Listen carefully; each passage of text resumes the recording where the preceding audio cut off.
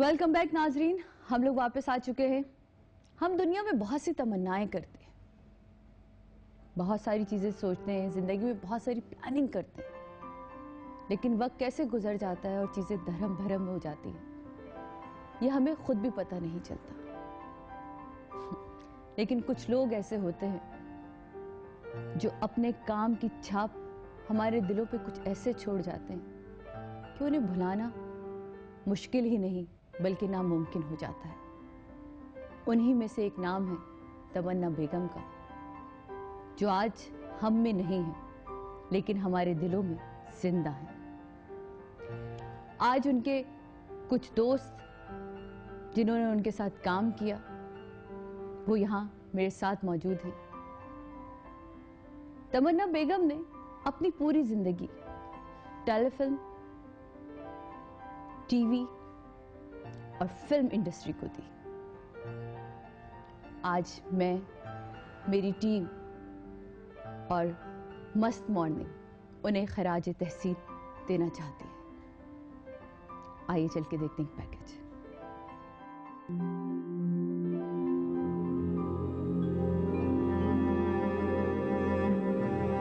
Film और television की दुनिया की मशहूर अदाकारा तमन्ना बेगम अब हम में ना रही। 1960 में रेडियो पाकिस्तान से अपनी फ़नी सफ़र का आगाज़ बतौर सदाकार किया। कुछ अरसे थिएटर में भी अदाकारी के जौहर दिखाए। उसके बाद फिल्म की दुनिया में कदम रखा। ये नाश्ता है, ना दूध, ना मलाई, ना घी, ना मक्खन, ना दही, ना लस्सी। उनकी फिल्म आशियाना 1964 में रिलीज़ हुई।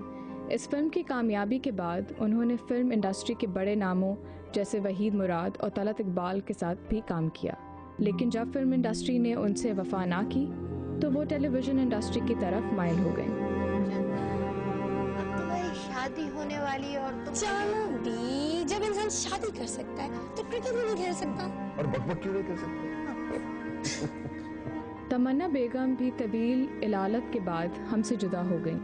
ऐसी शख्सियात अब्दी नींद सोने के बाद भी अपने चाहने वालों के दिलों में हमेशा जिंदा रहती हैं।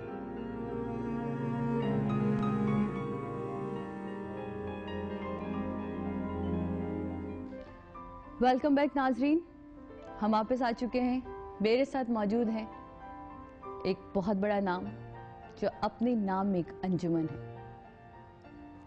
उन्होंने तमन्ना बेगम के साथ काम भी किया, उनको बहुत करीब से जाना भी है और बहुत करीब से देखा भी है। आइए मिलते हैं संगीता बेगम से। अस्सलाम वालेकुम, कैसी आप? एक अजीब सा सानेहा कल गुजरा हमारे ऊपर। एक आप लोगों ने तो बहुत ज़्यादा वक्त गुजारा, हमें तो इतना वक्त भी नहीं मिला कि हम उनके साथ काम भी कर सकते और उनसे कुछ हासिल कर सकते।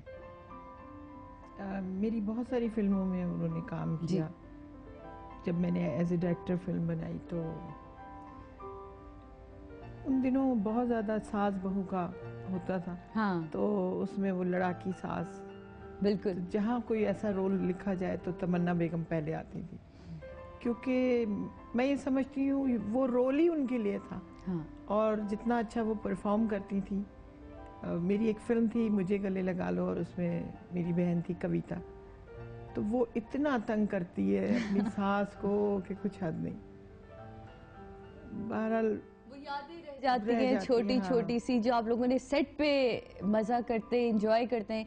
इवन दो आप लोग तो हमारे साथ नहीं होते जब हम लोग रिकॉर्डिंग कर रहे होते हैं, तो वो जो छोटे छोटे चुटकुले, और ख़ास तौर पे तमन्ना बेगम के तो चुटकुले बड़े मशहूर थे। मैंने भी उनके साथ एक प्रोजेक्ट किया था, तो वो घुसती तो कहते हैं अरे पान नहीं आया, हमसे काम नहीं होगा। तो ऐसी बातें, वो कल मैं यही सोच रही थी कि इससे बातें, यादें रह जाती हैं हमारे पास। लेकिन एक बात है कि हम फनकारों की जो यादें हैं वो हमेशा के लिए रह जाती हैं। ये तो स्क्रीन के तौर पे जिसमें हमने काम किया हुआ है, और दिलों में लोगों के मोहब्बतें इतनी हैं, और मुझे नहीं लगता कि उनके काम को या उनको फरामोश करना कहीं भी मुश्किल होगा। जी। आप इस वक्त इंडस्ट्री में काम बहुत कम कर रही हैं, टीवी इंडस्ट्री में ज्यादा देखी जा रही हैं। क्या फर्क महसूस कर रही हैं एक बड़ी स्क्रीन से छोटी स्क्रीन तक आने का? मैं ये समझती हूँ कि कोई भी स्क्रीन छोटी नहीं होती। बड़ी स्क्रीन पे जो लोग सिनेमा हॉल में जाके देखते हैं, और ये जो इसको मैं छोटी कभी भी नहीं कहूँगी टीवी, क्योंकि आज के इस दौर में टीवी सबसे अहम है। बिल्कुल। और ये वो चीज़ है जो आप घर में बैठ के ऑन करते हैं तो आपको सब कुछ नजर आता है। बिल्कुल। तो कोई लोग कहते हैं ना कि फिल्म बड़ी स्क्रीन है, टीवी छोटी स्क्रीन, नहीं, मेरी नज़र में ये बड़ी स्क्रीन है, उससे ज़्यादा बड़ी स्क्रीन है। और मुझे बहुत खुशी है कि पाकिस्तान के अंदर टीवी इंडस्ट्री ने बहुत ज़्यादा नाम कमाया और बहुत अच्छा काम हो रहा है। टॉक शो हैं, ड्रामे हैं, ख़ास तौर पे सही। वो औरतें जो स्टार प्लस बैठ के देखा करती थी, आज नाम और निशान नहीं है स्टार प्लस का। बिल्कुल। और सारे यही चैनल जहाँ ड्रामे चल रहे हैं वो लगे होते हैं, दिखाए जाते हैं। हमारे साथ एक कॉलर मौजूद है। जी हेलो, अस्सलाम वालेकुम। हेलो, अस्सलाम वालेकुम। वालेकुम अस्सलाम। जी बोलिए। कैसी हैं सादिया? मैं बिल्कुल ठीक हूँ, आप कैसी हैं? हाँ ठीक ठाक। इंशरा बात कर रही हूँ मैं कराची से। जी इंशरा बोलिए। हाँ, मैं आपके लिए एक दुआ है। जी पहले जी ये, फिर तमन्ना बेगम के बारे में कुछ बात। जरूर। तुम्हारे शहर की गलियों में सेल रंग बखैर, तुम्हारे नक्शे कदम फूल फूल खिलते रहे, वो राह गुजर जहाँ तुम ठहर के चलो, वो राह गुजर जहाँ तुम ठहर के चलो, वहाँ पर अब्र झुके आसमां मिलते रहे। वाह वाह वाह, सुभान अल्लाह, बहुत शुक्रिया। क्या कहेंगी आप तमन्ना बेगम के लिए? हाँ, मैं ये कहूँगी बहुत अच्छी फनकारा थी। और आजकल हम बच्चों को उनके शोज दिखाते हैं तो हमारे बच्चे बहुत खुश होते हैं उनके ड्रामे देख के। जी जी। कि अम्मी ये आंटी तो बहुत अच्छी हैं। और एकदम से उनकी जब हम पुरानी फिल्में आजकल लगती हैं चैनल्स पे, जी जी। तो बच्चे देख के एकदम वो होते हैं कि अम्मी ये पहले कैसी थी अब कैसी हो गई। तो बहुत खुशी होती है देख के कि हमारे बच्चे भी उनको देख रहे हैं। और कल जब उनकी इंतकाल की खबर सुनी बहुत अफसोस हुआ और बहुत दिल को दुख हुआ कि हमारी इतनी अच्छी फनकारा हमसे बिछड़ गई। और हमारा मीडिया से मुझे एक बड़ी शिकायत है कि हमारे पड़ोसी मुल्क का किसी अदाकार को छींक भी आती है ना तो ब्रेकिंग न्यूज पे चलता है कि फलाने को छींक आ गई या कुछ हो गया।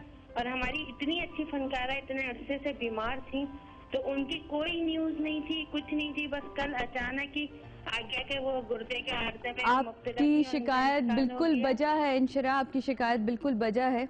ये मेरा ख्याल हमारे खमीर में कहीं शामिल हो गया है कि जब कोई चला जाता है तो हम उसको याद करते हैं, लेकिन यकीन मानिए इसमें कहीं हमारे उनका प्रोग्राम हो रहा है। इससे पहले किसी ने उनको याद नहीं किया जब वो इतनी बीमार थी, तो किसी ने उनको नहीं जाके पूछा, किसी मीडिया वाले ने, कोई रिपोर्टर उनके पास नहीं गया। मेरा ख्याल है कि अंशरा अगर आप डॉन नहीं देख रही तो आप थोड़ा सा अगर थोड़ा अर्सा पहले जाएं तो हमने एक पूरा प्रोग्राम तमन्ना बेगम के साथ किया था जब उनकी अलालत के दिनों में किया था जब। हाँ वो तो हमने देखा था, लेकिन ये कि अभी जो बीमारी के अरसे में उनको किसी ने नहीं याद किया। अब जैसे मैं चले, मैं अपनी पूरी इंडस्ट्री की तरफ से आपसे हाथ जोड़ के माफी मांगती हूँ कि ये गलतियाँ तो हमसे सरजद हो ही जाती हैं। हमारे साथ संगीता बेगम मौजूद हैं, आप कुछ कहना चाहेंगे?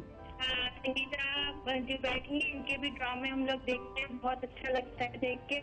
और इनकी जब फिल्में आजकल फिल्म एशिया वगैरह चलती हैं, फिल्म आजिया पे, तो बच्चे इनको देख के बहुत खुश होते हैं। मम्मी आंटी पहले कैसी थी और अब कितनी मोटी हो गई। हाँ, तो बहन और कविता को भी हम लोग बहुत याद करते हैं। वो कहाँ है आजकल? वो आजकल पाकिस्तान से बाहर है। अच्छा जी। और आपके जो आजकल टीवी पे ड्रामों में आप आ रही हैं, बहुत अच्छा लगता है आपको देख के। और हमारे लगते हैं कि हमारे फिल्म इंडस्ट्री के लोग टीवी में आते हैं तो लगता है कि हाँ भाई टीवी भी कुछ है जो फिल्म वाले इस तरफ आते हैं, वरना पहले कहाँ फिल्म वाले टीवी की तरफ रुख करते थे। बहुत शुक्रिया अंशरा आपकी कॉल का।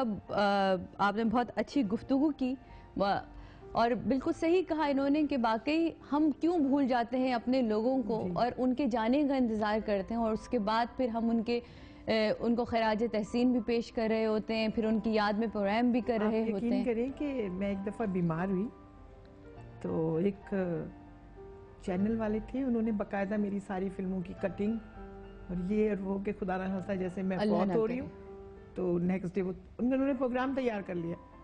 ओहो, वो मुझे बाद में पता। जल्दियां दिखाते हैं तो इतनी जल्दियां दिखाते हैं और जब नहीं जहाँ करना होता है वहाँ नहीं करते।